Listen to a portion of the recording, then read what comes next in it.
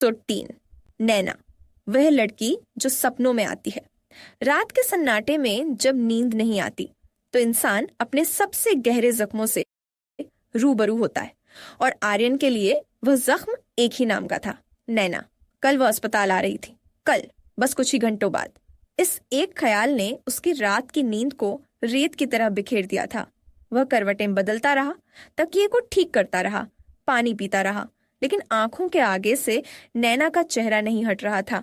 और फिर न जाने कब करवटों के बीच उसकी आंख लग गई, लेकिन नींद ने भी उसे चैन नहीं दिया। नींद में वह अतीत में चला गया, ठीक 8 साल पीछे, उस शाम की तरफ जिसने उसकी पूरी जिंदगी बदल दी थी। सपना नहीं था यह उसका अतीत था, जो हर रात सपना बनकर उसके पास आता था, और वह लड़की थी जो सपनों में आती थी।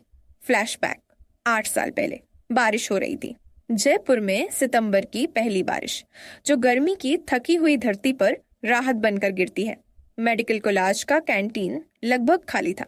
शाम के 6 बज रहे थे, और कैंटीन की पीली रोशनी बारिश की बूंदों के साथ मिलकर एक अजीब सी उदासी बुन रही थी। आर्यन एक कोने की मेज पर बैठा था। सामने एनाटॉमी की एक मोटी सी किताब खुली थी, लेकिन उसकी नजर किताब पर नहीं, खिड़की के बाहर गिरती बारिश पर थी। वह फाइनल ईयर का छात्र था, होनहार, मेहनती और थोड़ा अलग थलग। उसके दोस्त कहते थे, आर्यन, तू पढ़ाई में इतना डूबता है कि जिंदगी तेरे आसपास से गुजर जाए तो भी तुझे पता नहीं चलेगा। और वह हंसकर कहता, जिंदगी का पता तब चलेगा जब bachelor of medicine, bachelor of surgery पूरी होगी। कैंटीन में चाय वाले के अलावा शायद ही कोई था। काउंटर पर एक स्टील की केतली में चाय उबल रही थी। उसकी भाप और मसालों की खुशबू हवा में घुली हुई थी। आर्यन ने अपनी किताब का एक पन्ना पलटा। कार्डियक मसल्स की संरचना। उसकी उंगलियां डायग्राम पर फिर रही थीं, लेकिन दिमाग बारिश की आवाज में कहीं खो गया था। और तभी दरवाजा खुला। एक झोंका आया, बारिश की भीनी खुशबू और ताजी हवा का, और उस झोंके के साथ एक लड़की अंदर दाखिल हुई। गीले बाल चेहरे से चिपके हुए थे, हल्के हरे रंग का कुर्ता पानी से तर था, और हाथों में किताबों का एक ढेर था। वह तेजी से अंदर आई, जैसे कोई तूफान हो जो थमने का नाम नहीं लेता।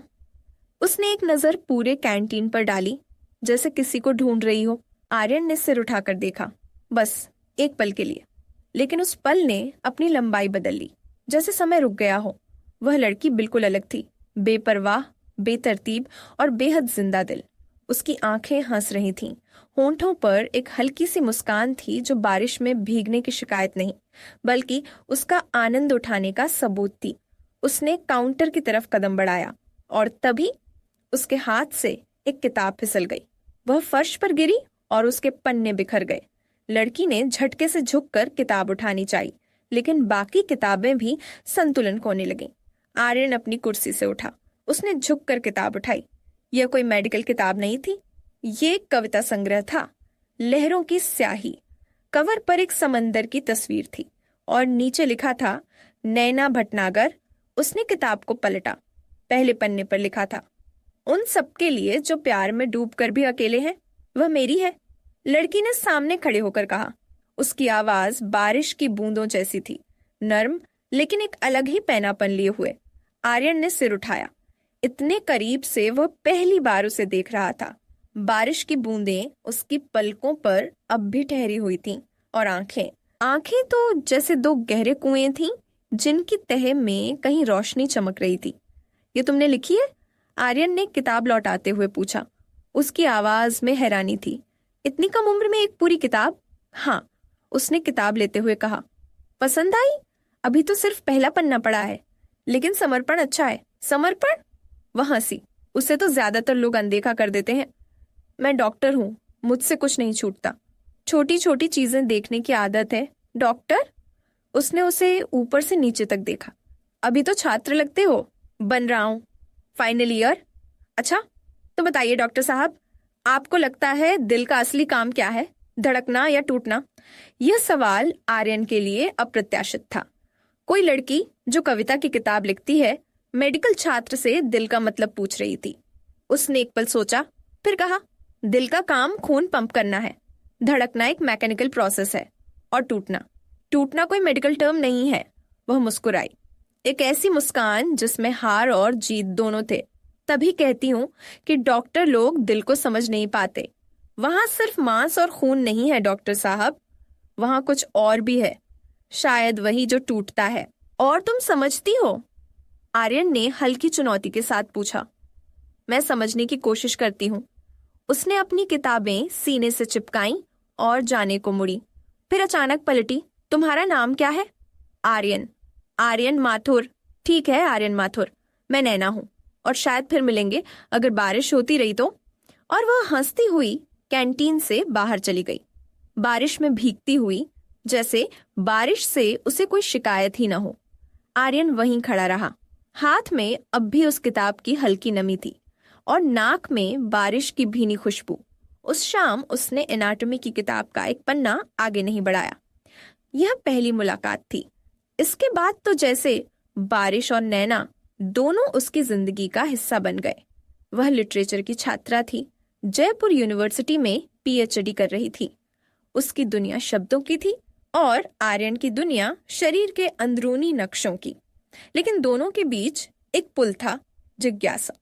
नैना को यह जानने की बेतहाशा इच्छा थी कि एक डॉक्टर दुनिया को कैसे देखता है, और आर्यन को यह समझने की कि एक कवयित्री दिल को कैसे महसूस करती है।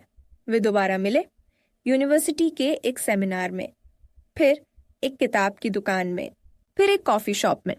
हर मुलाकात के साथ आर्यन को लगता कि वह अपनी सधी बंधी दुनिया से थोड़ा बाहर निकल रहा है।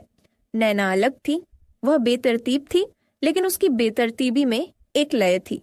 वह बिना वजह हंसती थी, बिना मतलब चुप हो जाती थी और बिना डर के अपनी राय रखती थी। आर्यन के लिए, जो हमेशा से तर्क और विज्ञान के ढांचे में जीता था, यह लड़की किसी पहेली जैसी थी। उनकी पहली डेट, हालांकि उस वक्त न तो आर्यन ने इसे डेट कहा और न नैना ने, आमेर किले के पास हुई। शाम ढल रही थी और दूर पहाड़ियों पर सूरज की आखिरी किरणें अंगारों जैसी चमक रही थीं। वे किले की दीवार पर बैठे थे। नैना अपने साथ एक थर्मस में कॉफी लाई थी और 2 पेपर कप। डॉक्टर लोग कॉफी पीते हैं ना? उसने पूछा था। कुछ पीते हैं, मैं चाय पीता हूँ। चाय? उसने नाक सिकोड़ी। चाय तो बहुत सिंपल चीज है, तुम तो लगते नहीं सिंपल, तो मैं कैसा लगता हूँ? उसने गौर से आर्यन को देखा, ठीक वैसे ही जैसे कोई कविता पढ़ रही हो। तुम एक जटिल इंसान हो आर्यन माथुर, बाहर से बिल्कुल साफ जैसे सर्जरी का चीरा, लेकिन अंदर से उलझे हुए। तुम्हारे अंदर कुछ है जो तुम खुद नहीं जानते। आर्यन हंसा था। अभी अभी मिले हो और इतना सब जान लिया? मैं कवि हूँ, मेरा काम ही है लोगों के अंदर झांकना। और वह इतने प्यार से मुस्कुराई कि आर्यन को लगा कि शाम की सारी रोशनी उसी के चेहरे से आ रही है। उस दिन पहली बार उसने कॉफी पी, बिना चीनी, बिना दूध। नैना ने पिलाई थी और तभी से उसकी चाय की आदत कॉफी में बदल गई। नैना के जाने के बाद भी यह आदत नहीं बदली। शायद यह आदत नहीं थी, यह उस लड़की का छोड़ा हुआ एक निशान था जिसे आर्यन अनजाने में सहेजे बैठा था। फिर वे मिलते रहे, बार बार मिलते रहे। कभी सिटी पैलेस के सामने की चौपाट पर, कभी जवाहर सर्कल की बेंच पर, कभी सेंट्रल पार्क की घास पर बैठकर। नैना उसे अपनी कविताएं सुनाती और आर्यन उसे बताता कि दिल की सर्जरी कैसे की जाती है। नैना कहती, तुम लोग दिल खोलकर देखते हो लेकिन फिर भी उसे समझ नहीं पाते। और आर्यन कहता, समझना हमारा काम नहीं है, हम तो बस ठीक करते हैं। एक दिन नैना ने पूछा, अगर एक दिन तुम्हारा अपना दिल टूटे तो उसे कैसे ठीक करोगे? आर्यन ने उसकी तरफ देखा। नैना की आंखों में हमेशा एक सवाल तैरता रहता था, कभी शरारत का, कभी जिज्ञासा का और कभी किसी गहरे डर का। मेरे पास दिल की हर बीमारी का इलाज है, बस टूटे दिल का नहीं। तो मैं तुम्हें सिखा दूंगी। नैना हंसी थी। तुम्हें आता है? आता है, पर बहुत मुश्किल तरीका है। क्या? दोबारा प्यार करना। वह लम्हा दोनों के बीच ठहर गया। आर्यन ने पहली बार नैना की आंखों में कुछ और देखा, कुछ ऐसा जो शब्दों से परे था। और शायद नैना ने भी आर्यन की खामोशी में कुछ पढ़ लिया। पहली बारिश में भीगने का किस्सा तो अब तक एक मिथक बन चुका था। हुआ यूं कि एक शाम दोनों जाल महल के पास घूमने गए। आसमान में बादल थे, लेकिन नैना ने कहा, बारिश नहीं होगी, चलो। और ठीक आधे रास्ते पर बारिश ने उन्हें पकड़ लिया। ऐसी झमाझम बारिश जिसमें छिपने की जगह नहीं मिलती। आर्यन ने कहा, भागते हैं, लेकिन नैना ने उसका हाथ पकड़ा और कहा, नहीं, भीगते हैं। और वे भीगे। बारिश की मोटी मोटी बूंदों में नैना हाथ फैलाकर घूम रही थी, हंस रही थी, चिल्ला रही थी। आर्यन, यही तो जिंदगी है, जो बिना प्लानिंग के मिले वही सबसे खूबसूरत होता है। आर्यन ने उस दिन अपनी सारी सोच समझ को एक तरफ रख दिया और नैना के साथ बारिश में भीगता रहा। उस दिन उसे पहली बार लगा कि जिंदगी सिर्फ टारगेट्स और अचीवमेंट्स का नाम नहीं है। जिंदगी कभी कभी बारिश में भीगने का नाम भी है। उस रात जब वह घर लौटा तो उसने अपनी डायरी में एक लाइन लिखी। पहली बार कोई कविता नहीं, कोई मेडिकल नोट नहीं, बस एक लाइन, नैना। लेकिन प्यार सिर्फ बारिश और कविताओं का नाम नहीं था। उनकी लड़ाइयां भी हुई और जमकर हुई। पहली लड़ाई का कारण था आर्यन का काम में डूबे रहना। नैना ने एक शाम उसे फोन किया। वह अपनी एक नई कविता सुनाने के लिए बेताब थी, लेकिन आर्यन ऑन ऑपरेशन थिएटर में था। उसने फोन काट दिया। फिर मैसेज आया, बिजी हूं। फिर एक और मैसेज, बाद में बात करता हूं। लेकिन बाद में उसे याद ही नहीं रहा। उस रात जब उसने फोन किया तो नैना ने फोन नहीं उठाया। अगले दिन वह उसके हॉस्टल गया तो नैना का चेहरा तमतमाया हुआ था। तुम्हें पता है सबसे बड़ी बीमारी क्या है, आर्यन? उसने पूछा था। क्या? भावनात्मक अनुपलब्धता। और तुम इस बीमारी से ग्रस्त हो? आर्यन को गुस्सा आया। नैना, मैं डॉक्टर हूं, मेरी ड्यूटी है। लोगों की जिंदगियां दांव पर होती हैं। मैं कविता सुनने के लिए ऑन ऑपरेशन थिएटर नहीं छोड़ सकता। तुम मेरा इंतजार भी तो नहीं कर सकते? नैना की आवाज भारी थी। मैं तुमसे मांगती नहीं कि अपना काम छोड़ो, बस इतना चाहती हूं कि जब फ्री हो तो एक मैसेज तो कर दो। लेकिन तुम्हें तो भूले से भी याद नहीं रहता कि कोई तुम्हारा इंतजार कर रहा है। वह लड़ाई 3 दिन चली। 3 दिन न तो उसने नैना को फोन किया, न नैना ने उसे।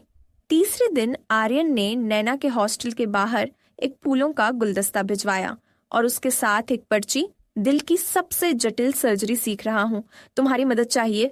नैना ने उसी शाम फोन किया और हंस पड़ी, पागल हो तुम। और बस, लड़ाई खत्म। यह पहली सुलह थी, लेकिन सुलह का जो तरीका आर्यन ने सीखा वह हमेशा काम आता रहा। नैना के लिए सबसे कारगर दवा शब्द थे, और आर्यन जो दवाइयों का डॉक्टर था, शब्दों की ताकत बस नैना से सीख पाया। समय बीता, 1 साल, फिर 1.5 साल। उनका रिश्ता गहराता गया। लेकिन जैसे जैसे रिश्ता गहराता गया, आर्यन के करियर की मांगें भी बढ़ती गईं। रेजिडेंसी शुरू हुई तो उसके पास समय का सूखा पड़ गया। नैना अपनी पीएचडी की थीसिस में डूबी थी, लेकिन वह फिर भी समय निकाल लेती थी। आर्यन नहीं निकाल पाता था, और यही अंतर उनके बीच धीरे धीरे दरार बनता गया। नैना कहती, आर्यन, प्यार को भी वक्त देना पड़ता है, यह अपने आप नहीं चलता। आर्यन कहता, अभी मेरी लाइफ का सबसे इम्पोर्टेंट फेज है, थोड़ा सब्र करो, थोड़ा। नैना मुस्कुराती, लेकिन उसकी मुस्कान में थकान थी। तेरा थोड़ा मेरी पूरी जिंदगी है। आर्यन उस वक्त यह शब्द नहीं समझ पाया था। समझता भी कैसे? वह तो दिल की धड़कनों को समझता था, दिल की भाषा नहीं। और नैना की भाषा तो सिर्फ दिल की थी। और फिर एक सुबह वह चली गई, बिना किसी बड़े ड्रामे के, बिना किसी तूफान के, बस एक खत छोड़ गई। आर्यन को वह सुबह आज भी याद है। वह नाइट शिफ्ट से लौटा था, थका हुआ, आंखें लाल। दरवाजा खोला तो मेज पर एक लिफाफा रखा था। लिफाफे पर उसका नाम, नैना की लिखाई में। उसने लिफाफा खोला, अंदर एक पन्ना था और उस पर सिर्फ 3 लाइनें। मुझे अपनी कविताएं ढूंढनी है, आर्यन। तुम्हारे पास रहकर मैं अपने शब्द खो रही हूं। मुझे मत ढूंढना, बस इतना ही। कोई बहस नहीं, कोई सफाई नहीं, कोई आखिरी मुलाकात नहीं। वह चली गई थी। जिस लड़की को वह अपनी जिंदगी समझता था, वह उसे छोड़कर चली गई थी, और आर्यन के पास उसे रोकने का कोई रास्ता नहीं था। उसने फोन लगाया, स्विच ऑफ। हॉस्टल गया, उसका सामान नहीं था। यूनिवर्सिटी में पूछा, पता चला कि उसने अपनी पीएचडी बीच में ही छोड़ दी थी। वह गायब हो गई थी, जैसे बारिश की एक बूंद जो जमीन पर गिरी और फिर कहीं नहीं मिली। आर्यन ने उसे ढूंढा नहीं, क्योंकि उसने लिखा था, मुझे मत ढूंढना। और आर्यन ने उसकी बात मान ली। शायद यही उसकी सबसे बड़ी गलती थी। शायद नैना चाहती थी कि वह ढूंढे, वह भाग कर आए, वह कहे कि मैं तुझे अपनी कविताएं ढूंढने दूंगा, लेकिन मेरे पास रहकर। लेकिन आर्यन ने ऐसा नहीं किया, क्योंकि आर्यन को लगा कि प्यार का मतलब है छोड़ देना, अगर सामने वाला जाना चाहे तो। उसे नहीं पता था कि प्यार का मतलब कभी कभी रोक लेना भी होता है। बीतते सालों में उसने नैना के बारे में कुछ नहीं सुना, न कोई खबर, न कोई फोन, न कोई संयोग, जैसे वह जयपुर से ही नहीं पूरी दुनिया से गायब हो गई थी। आर्यन ने उसे भुलाने की बहुत कोशिश की। उसने खुद को काम में झोंक दिया, इतना काम कि सांस लेने की भी फुर्सत न मिले। उसने एक के बाद एक डिग्रियां हासिल की, सबसे कठिन सर्जरी सीखी और जयपुर के सबसे बड़े अस्पताल का सबसे भरोसेमंद सर्जन बन गया। लेकिन हर सफलता के पीछे एक ही सच्चाई थी, वह नैना को नहीं भुला पाया था। कबीर कभी कभी कहता, तूने उसे जाने क्यों दिया? वह जाना चाहती थी, तूने रोका क्यों नहीं? रोकने का हक नहीं था मेरे पास। हक तो उसी वक्त बनता है जब तू रोकता है आर्यन, तूने तो कोशिश ही नहीं की। कबीर की यह बात आर्यन के सीने में कांटे की तरह चुभती थी। वह जानता था कि कबीर सही कह रहा है।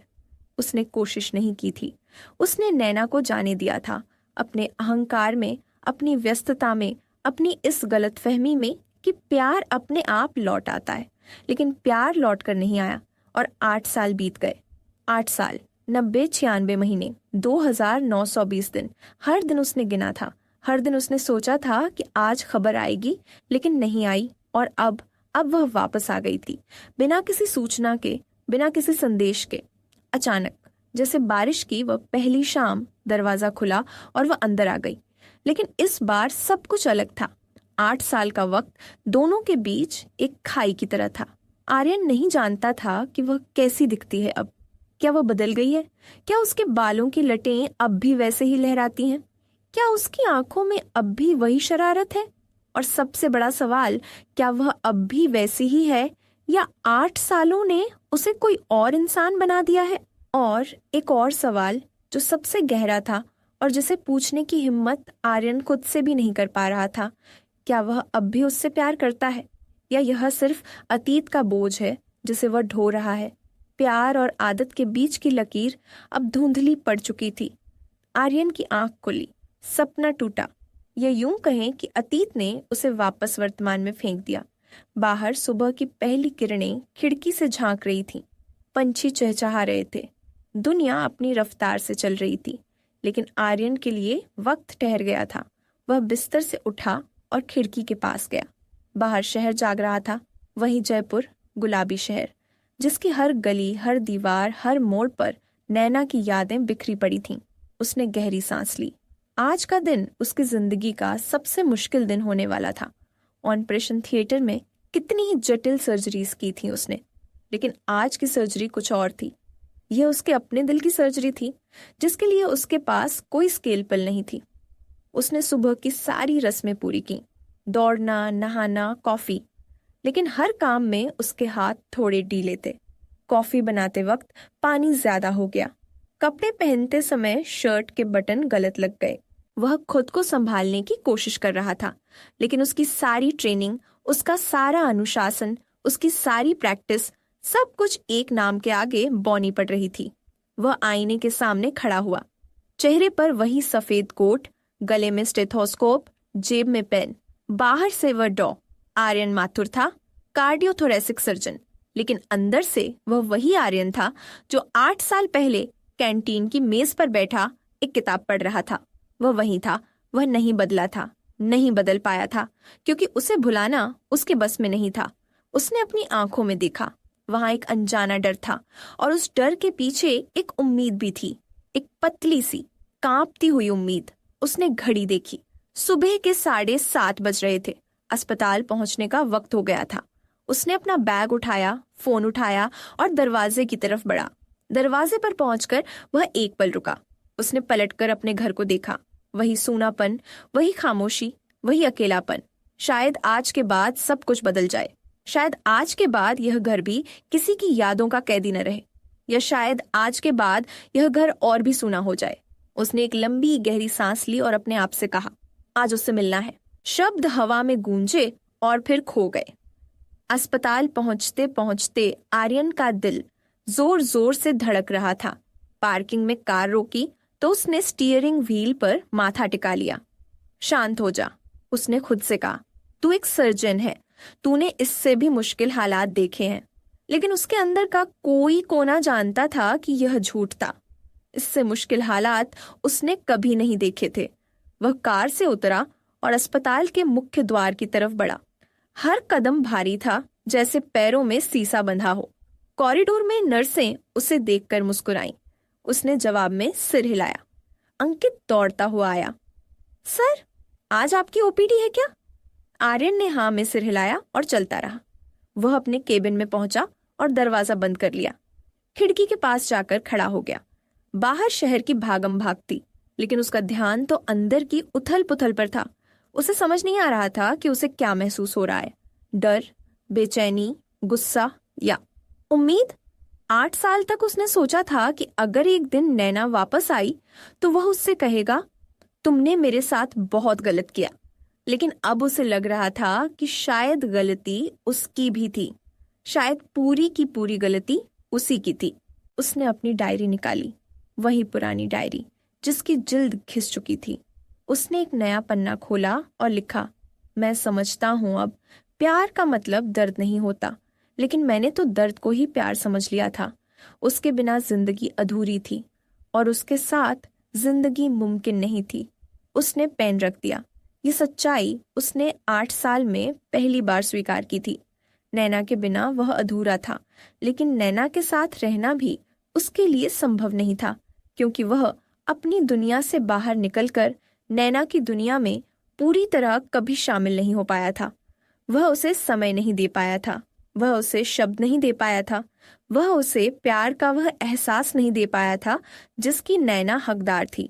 और नैना चली गई अपने शब्दों की तलाश में, लेकिन अब वह वापस आ गई थी। क्यों? क्या उसे अपने शब्द मिल गए थे, या वह कुछ और ढूंढ रही थी? क्या उसने आर्यन को भुला दिया था, या वह भी उसी पीड़ा में जी रही थी जिसमें आर्यन जी रहा था? सवालों का एक जाल था और आर्यन उस जाल में फंसता जा रहा था।